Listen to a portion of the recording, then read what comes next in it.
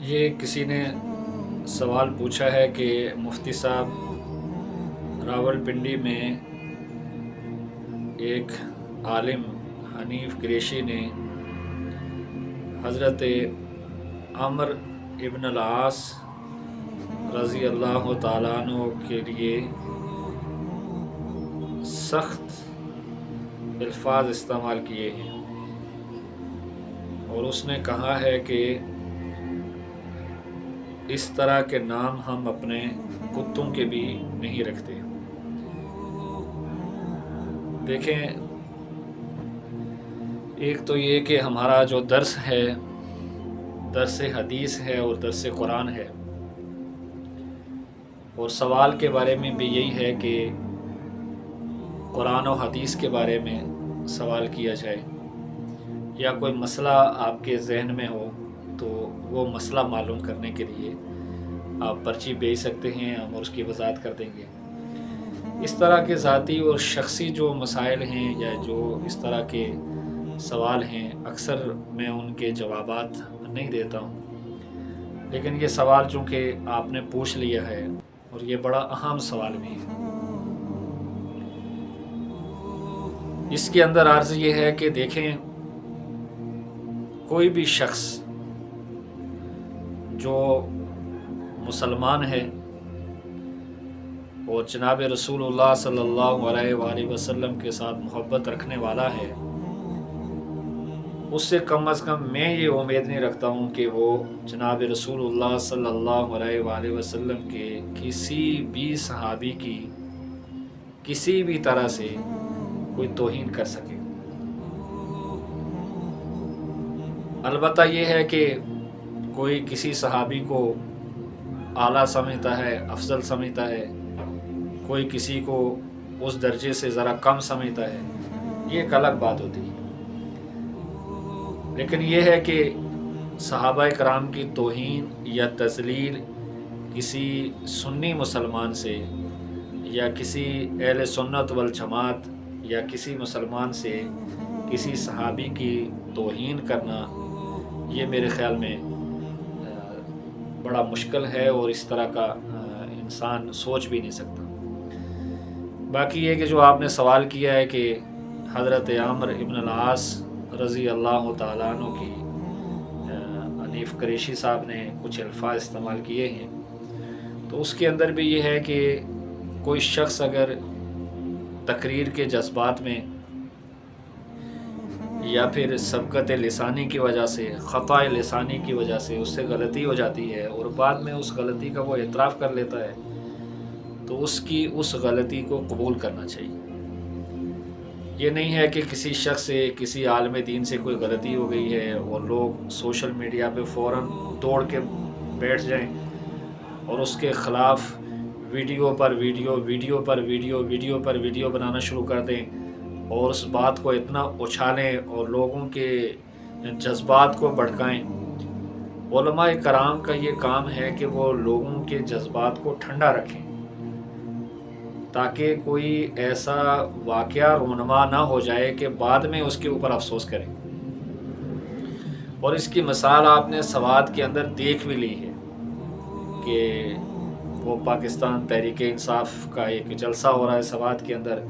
اور وہاں پر ایک کوئی مولوی عالم نگار، اس سے کوئی بات نکل گئی اور وہاں ہی لوگوں نے اسی جلسے کے اندر وہاں ہی لوگوں نے اس کو وہاں پر مار دیا اور ختم کر دیا۔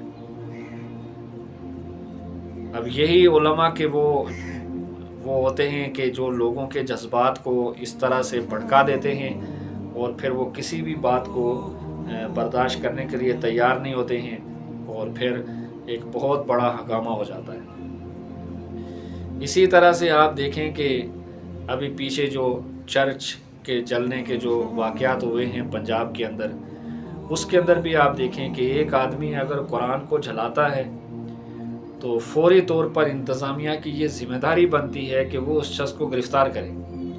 قرآن کی توہین کرتا ہے یا قرآن کے اوراق اس نے توہین کیے ہیں یا جو بھی اس نے غلطی کی ہے، تو انتظامیہ کی ذمہ داری ہوتی ہے کہ فوری طور پر اس شخص کو گرفتار کرے۔ اگر وہ گرفتار ہو جاتا تو لوگوں کے جو جذبات تھے वो ठंडे हो जाते और इतना बड़ा वाक़या पेश ना आता। लेकिन ढील दी गई,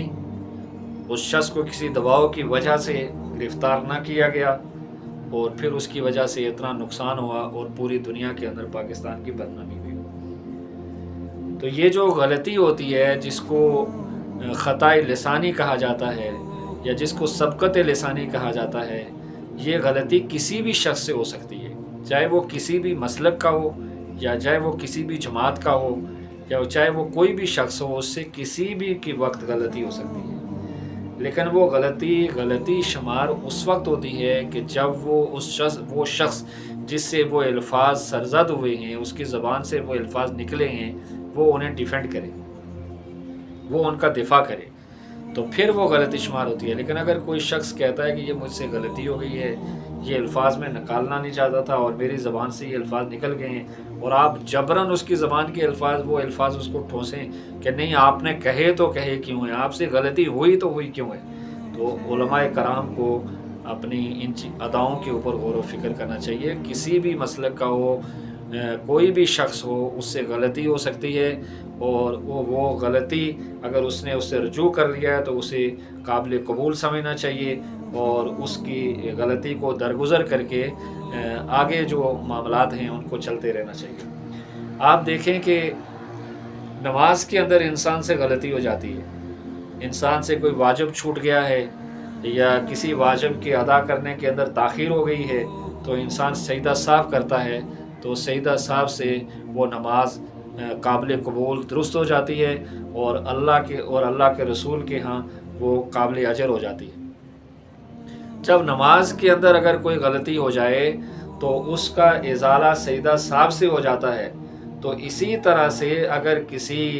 जलसे में या किसी जगह पर किसी आलिम से, किसी ख़तीब से, किसी और शख्स से सबक़त लिसानी की वजह से, ख़ताए लिसानी की वजह से कोई गलती हो जाए तो वो काबिल मुआख़ज़ा नहीं होती है। उससे जो वो शख्स रजू कर ले तो उस शख्स से वो गलती ख़त्म हो जाती है और उस शख्स ने रजू कर लिया है, बात ख़त्म हो गई है। इस बात को बहुत ज़्यादा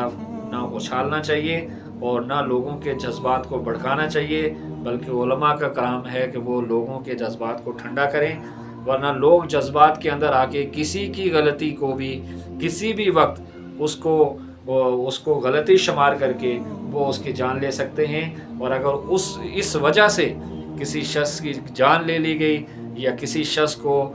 तकलीफ़ पहुँच गई तो इसके ज़िम्मेदार भी वक्त के उलमा होते हैं। उलमा का काम आवाम को लीड करना होता है,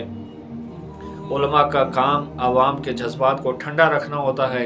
उलमा का काम कायदाना जो उनकी सलाहियतें हैं और किरदार है वो नौजवानों के सामने रखना होता है। वो नौजवानों को एक डायरेक्शन देनी होती है, नौजवानों को एक सीधा रास्ता दिखाना होता है और नौजवानों को ये बताना होता है कि अगर कोई गलती हो जाए किसी शख्स से और वो उस गलती के बाद उससे माफ़ी मांग ले या उससे रजू कर ले तो वो